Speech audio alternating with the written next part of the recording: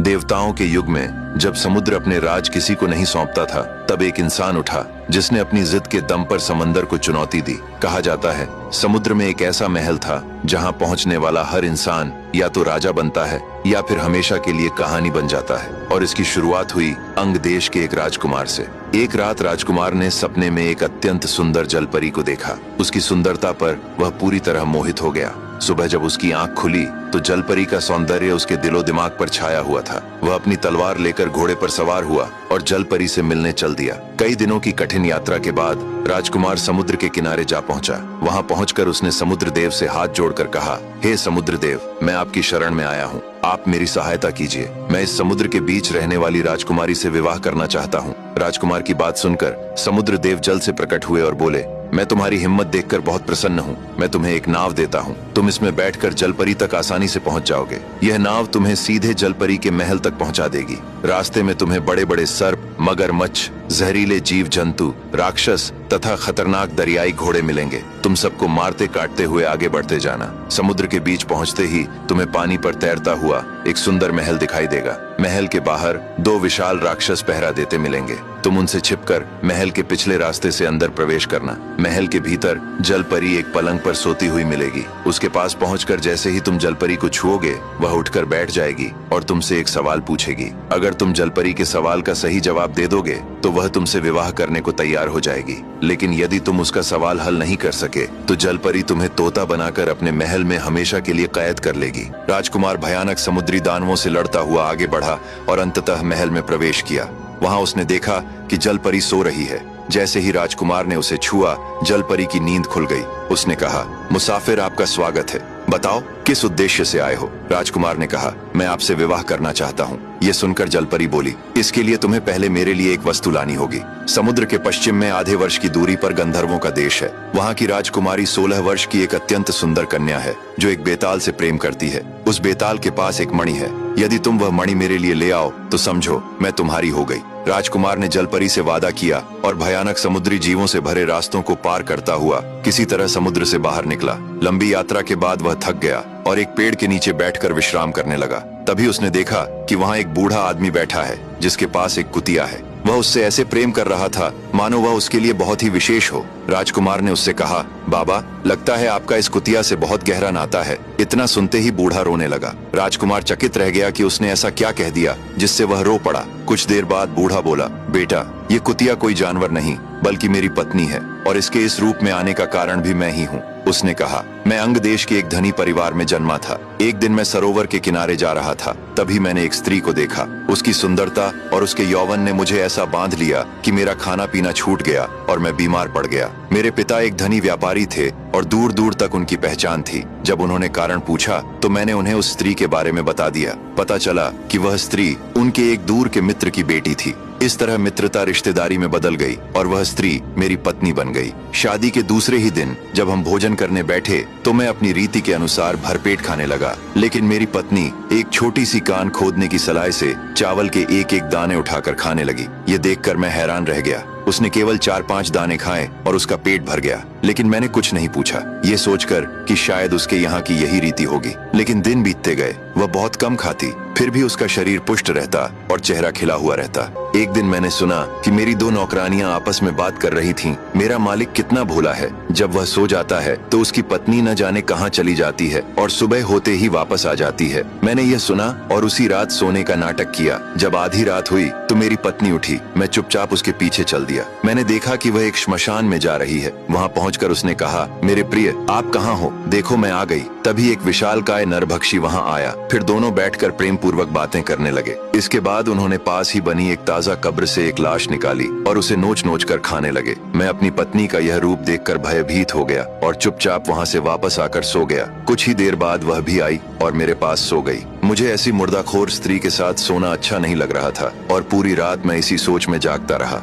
अगले दिन हम फिर से साथ खाने बैठे। वह चावल के एक एक दाने को खाने लगी। मैंने उससे पूछा, तुम कुछ खाती क्यों नहीं? मैं देख रहा हूँ कि चावल के कुछ दाने खाकर ही तुम्हारा पेट भर जाता है, जबकि यहाँ खाने के लिए इतने सारे व्यंजन हैं। लेकिन शायद जो स्वाद मनुष्य के मांस में है वह इस भोजन में कहाँ है? इतना सुनते ही उसका चेहरा क्रोध से लाल हो गया। वह गरजते हुए बोली, अब भागे, तूने अपनी मौत बुला ली है। अब देख, तू इस काबिल नहीं रहेगा कि कुछ बोल भी पाए। इतना कहकर उसने एक मंत्र पढ़ा और कहा, तू इंसानी देह छोड़कर एक कुत्ता बन जा। मेरा रूप बदल गया और मैं रोने लगा। उसने मुझे डंडे से बहुत मारा, लेकिन किसी तरह मैं वहाँ से भाग निकला। अगर मैं नहीं भागता तो शायद मेरे प्राण ही निकल जाते। मैं भटकते भटकते एक व्यापारी के घर पहुँचा। वह व्यापारी भला इंसान था। उसने मुझे कुछ रोटियां खाने को दी और मैं उसके घर में रहने लगा। एक रात मैंने देखा कि आधी रात को व्यापारी की पत्नी चुपचाप निकल गई। मैंने भी उसका पीछा किया। वह एक बाग में पहुंची जहां एक तंदुरुस्त नौजवान युवक आया। दोनों प्रेम पूर्वक बातें करने लगे। फिर उन्होंने संबंध बनाए और सुबह होने से पहले वह वापस लौट आई। ये देखकर मैं हैरान रह गया।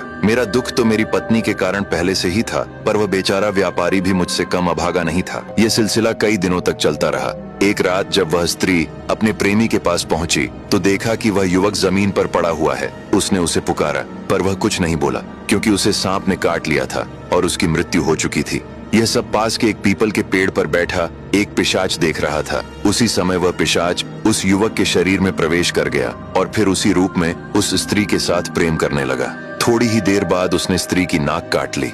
वह चीखती हुई वहां से भागी और घर आकर देखा कि उसका पति गहरी नींद में सो रहा है और वह चुपचाप उसके पास लेट गई। कुछ देर बाद वह जोर जोर से रोने लगी। आसपास के सभी लोग इकट्ठा हो गए। तब स्त्री ने कहा, इन्होंने मेरी नाक काट दी है। व्यापारी बार बार कहता रहा कि उसने कुछ नहीं किया, लेकिन यह बात राजा तक पहुंच गई। राजा को इतना क्रोध आया कि उसने उस निर्दोष व्यापारी को मौत की सजा सुना दी और इस तरह एक निर्दोष व्यक्ति की मौत हो गई। मैं ये सब भीड़ में खड़ा देखकर सोच रहा था कि स्त्रियां कैसी कैसी हो सकती हैं। इन घटनाओं से टूटकर मैं वह घर छोड़कर जादू से ग्रस्त कुत्ते के रूप में भटकते भटकते एक वैद्य के घर के सामने जा पहुंचा। वह वैद्य अपने छोटे से दवाखाने में जड़ी बूटियों और औषधियों का काम करता था। मुझे देखकर उसे दया आ गई तो उसने मुझे वहीं रहने दिया। मैं उसकी दुकान की रखवाली करने लगा। वह मुझे खाने को देता और कभी कभी अपने घर भी ले जाता। एक दिन वैद्य ने अपनी बेटी को बुलाया। तब उसकी बेटी ने संकोच से कहा, पिताजी, मैं किसी पराये इंसान के सामने कैसे आऊं? वैद्य चौंक गया और बोला, यहाँ पराया कौन है? मैं हूँ और ये कुत्ता। तब बेटी मुस्कुराकर बोली, पिताजी, ये कोई साधारण कुत्ता नहीं है, ये जादू से बदला हुआ इंसान है। यह सुनते ही वैद्य हैरान रह गया। उसकी बेटी ने अभिमंत्रित जल तैयार किया और मुझ पर मंत्र पढ़कर छिड़क दिया। देखते ही देखते मैं फिर से इंसान बन गया। तब मैंने उस सुंदरी को अपनी पूरी कहानी सुना दी। वह बोली, मुझे तुम्हारी पत्नी के बारे में सब पता है। हमने एक ही जादूगरनी से विद्या सीखी थी, लेकिन उसने इंसानों की मर्यादा तोड़ दी। वह एक राक्षस के प्रेम में पड़ गई थी, इसलिए हमने उससे नाता तोड़ लिया। लेकिन अब चिंता मत करो, मैं तुम्हारी मदद करूंगी। उसने मुझे एक छोटी सी बोतल में अभिमंत्रित जल दिया और कहा, इसे अपनी पत्नी पर छिड़कना और जो भी रूप देना चाहो उसका नाम ले लेना। मैं वह जल लेकर अपने घर पहुंचा। मेरी पत्नी को मेरे लौटने का जरा भी अंदाजा नहीं था। मुझे जीवित सामने खड़ा देखकर वह डर गई। उसके भागने से पहले ही मैंने उस पर जल छिड़कते हुए कहा, कुत्तियां बन जा, और पल भर में वह कुत्तियां बन गई। उस दिन से मैं इसे अपने साथ लिए घूमता हूँ। ये पूरी कहानी मैंने तुम्हें सुनाई ताकि तुम समझ सको कि इस संसार में न्याय और अन्याय का चक्र कैसे घूमता है। बूढ़ा राजकुमार से बात कर ही रहा था, तभी एक पिशाचिनी हाथ में बड़ी तलवार लिए उनकी ओर आई और गरज कर राजकुमार से बोली, बताओ, तुमने मेरे बच्चे को क्यों मारा? राजकुमार यह सुनकर हक्का बक्का रह गया। उसने कांपती आवाज में कहा, मैंने किसी का वध नहीं किया। तब पिशाचिनी क्रोध से दहाड़ उठी और बोली, जब तुम उस बूढ़े की कहानी सुन रहे थे तब तुमने खजूर खाया और उसकी गुठलियां इधर उधर फेंक दी। उन्हीं में से एक गुठली मेरे बच्चे की आंख में लगी, जिससे उसकी एक आंख फूट गई। अब या तो तुम मेरे बच्चे की आंख ठीक करो या अपनी जान देने के लिए तैयार हो जाओ। भय से कांपते हुए राजकुमार ने कहा, यह सब मुझसे अनजाने में हुआ है, क्या इसका कोई और उपाय नहीं? तब पिशाचिनी ने कहा, इसका एक उपाय है, एक जादुई जड़ी बूटी निशारसा। यह जड़ी साल में केवल एक बार पूर्ण चंद्रमा की रात को खिलती है, लेकिन वह किसी साधारण जगह पर नहीं, वह 7 पहाड़ों के पार और समुद्र की गहराइयों के नीचे बसे एक प्राचीन और रहस्यमय लोक सप्तशैल समुद्र लोक में छिपी है। प्राचीन ग्रंथों में लिखा है कि वहां जादू और प्रकृति एक दूसरे में घुले हुए हैं। निशारसा की रखवाली एक रहस्यमयी बिस्कन्या करती है और उसे पाने के लिए कई जादुई पहरेदारों और घातक चुनौतियों से गुजरना पड़ता है। अगर उसे तुम ले आओ तो मेरे बच्चे की आंख ठीक हो जाएगी। राजकुमार ने दृढ़ स्वर में कहा, मैं वह जड़ी बूटी अवश्य लेकर आऊंगा। यह कहकर वह उस जादुई जड़ी बूटी की खोज में निकल पड़ा। चलते चलते रात हो गई। थकान से चूर होकर वह एक पेड़ के नीचे सो गया, लेकिन जब उसकी आंख खुली तो वह पिंजरे में कैद था। पास के कबीले के लोग उसे पकड़ कर ले आए थे। उस कबीले का एक भयावह रिवाज था, साल में एक बार अमावस्या की काली रात को काली पहाड़ी पर इंसानी बलि देना। जब अमावस्या की रात आई तो कबीले का सरदार राजकुमार को पिंजरे में बंद कर काली पहाड़ी की ओर निकल पड़ा, लेकिन रास्ते में एक राक्षसी बाघ ने हमला कर दिया। कुछ ही पलों में उसने कबीले के सभी लोगों को मार डाला, पर राजकुमार पिंजरे में बंद होने के कारण बच गया। वह खतरनाक जंगल में अकेला कैद था। दूसरी रात राजकुमार ने एक विचित्र योद्धा को आते हुए देखा। उसने उसे पुकारा। वह योद्धा आधा भेड़िया और आधा मनुष्य के रूप में था। वह राजकुमार के पास आया। राजकुमार ने उसे अपनी सारी व्यथा सुनाई। योद्धा ने उसे पिंजरे से बाहर निकाला और कहा, भाई, तुम्हारी कथा तो बड़ी विचित्र है। मैं पास के राज्य की उत्तर दिशा का रक्षक हूँ। मैं तुम्हारी सहायता करूंगा। यदि तुम पैदल समुद्र लोक जाओगे तो 60 वर्ष लग जाएंगे। इस तरह तुम्हारी पूरी जिंदगी ही बीत जाएगी। लेकिन एक उपाय है, तुम मेरे राज्य चलो। हमारे राज्य में साल में एक बार एक प्रतियोगिता होती है। इस प्रतियोगिता में दूर दूर से सरदार, राजा, वीर योद्धा, राजकुमार और महारानियां एकत्र होती हैं। समुद्र लोक के पास की रानी रूपलेखा भी आती है, जो अपनी सुंदरता के लिए विख्यात है। यदि तुम्हारी किस्मत अच्छी रही और महारानी तुम्हें अपने साथ ले जाना चाहे तो तुम कुछ ही महीनों में वहां पहुंच जाओगे। राजकुमार उसके साथ एक विशाल भेड़िए पर सवार होकर चल दिया। कुछ दिनों बाद वह समय आ गया जब प्रतियोगिता होने वाली थी। कई देशों के योद्धा, राजकुमार, राजकुमारियां, रानियां और सरदार आने लगे। चारों दिशाओं से लोग इस प्रतियोगिता में पहुंचे, जिनमें रानी रूपलेखा भी आईं। उनकी सुंदरता के आगे तो अप्सराएं भी फीकी पड़ जाती थीं। सभी ने अत्यंत आदर के साथ उनका स्वागत किया। फिर तरह तरह की प्रतियोगिताएं हुईं, जिनमें दूर दूर से आए योद्धाओं ने खूनी खेल खेले। प्रतियोगिता समाप्त होते ही उस योद्धा ने राजकुमार का रानी रूपलेखा से भेंट कराया और उसके बारे में सब कुछ बताया। रानी एक पल के लिए चुप रहीं, फिर न जाने क्यों उन्होंने कहा, ठीक है, मैं तुम्हें अपने साथ ले चलूंगी, लेकिन वहां किसी जीवित इंसान को ले जाना आसान नहीं है। रास्ता बहुत ही खतरनाक है। हर कदम पर मौत इंतजार करती रहती है। यदि तुम्हारा भाग्य सही रहा तो तुम वहां पहुंच जाओगे। 5 दिन की यात्रा के बाद समुद्र के द्वार पर रानी पहुंची।